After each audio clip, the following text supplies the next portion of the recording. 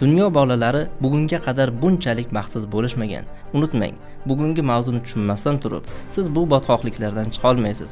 Virtual olamning qaramligi dahshatli bo'ladi. Keling shuni ko'rib chiqsak. Gadjetlar, ijtimoiy tarmoqlar, onlayn qimor, behayo pornografik videolar. Nafs katta dushman, lekin dopamin uning asosiy yugurdagi hisoblanadi. Dopaminning o'zi hech qachon zavq bermaydi. Ikkinchidan, u garmon ham emas. Unda dopaminning o'zi nima? Onalar o'zlariga qisqa muddatli tinchlikni sotib olaman deb bolalarimizning potensiallarini o'ldirishmoqda. Agar biz yoshlarimizni qutqarmasak, ularni virtual olam qaramligidan qutqara olmasak, biz kutgan kelajak hech qachon kelmaydi. Bu millatni qutqara olmaymiz. Bunda bizga yordam berishingizni iltimos qilamiz. Assalomu alaykum. Sarchashma loyihasining 2-soniga xush kelibsiz.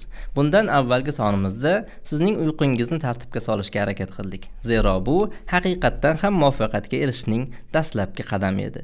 Bugun esa siz bilan umrimizni kushandasi hisoblangan, yaxshi amallar qilishimizga, foydali ishlar qilishimizga to'sqinlik qilayotgan barcha turdagi qaramliklarning asl ildizlarini ko'rib chiqamiz.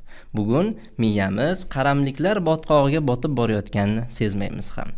Telefon, ijtimoiy tarmoq, shirinliklar, fast food, hattoki yomon odatlar hisoblangan yolg'on gapirish, g'iybat qilish, bularning barchasi bizning miyamizni qul qilib bormoqda.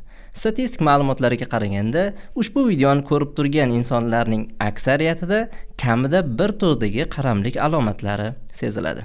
Lekin muammo shundaki, ko'pchilik buni tan olishni xohlamaydi. Ya'ni aytishadiki, men shunchaki zerikkanligim uchun telefon titkilayman va aytishadiki, men istalgan vaqtda buni to'xtata olaman deb o'ylashadi. Lekin haqiqat boshqacha, ilmiy dalillar boshqacha. Bu sizning aybingiz emas. Bu sizning irodasizligingiz ham emas. Buni miyangiz sizga qurayotgan tuzoqlari deb tushunishingiz kerak. Agar siz buni ilmiy asoslarini bilmasangiz, undan hech qachon chiqish imkoniyatingiz bo'lmaydi. Bugun biz bu tuzoqlarning ilmiy asoslarini ochib chiqamiz. Raqamli qaramlikdan tortib, oziq-ovqat, shirinliklar, fast food, hattoki giyohvandlikka qadar ularni bir nuqtada birlashtiramiz. Unutmang, bugungi mavzuni tushunmasdan turib, siz bu botqoqliklardan chiqa olmaysiz. Qolaversa, keyingi sonlarimizda chiqadigan juda muhim mavzular, odatlarni shakllantirish, diqqatni jamlash, qiziqishlarni boshqarish kabi muhim mavzularni tushunishingiz qiyin bo'ladi. Xullas, bu mavzuni, bu videoni oxirigacha ko'rishingiz sizni tom ma'nodagi dastlabki g'alabangiz bo'ladi. Tayyor bo'lsangiz, boshladik. Qaramliklarning asl ildizlari miyamizdagi mukofot tizimi dopaminga borib taqaladi. Dopamin haqida ko'p eshitgan, hattoki uning kimyoviy formulasi tushirilgan futbolkalar, boshqa kiyimlarga ko'zingiz tushgan bo'lishi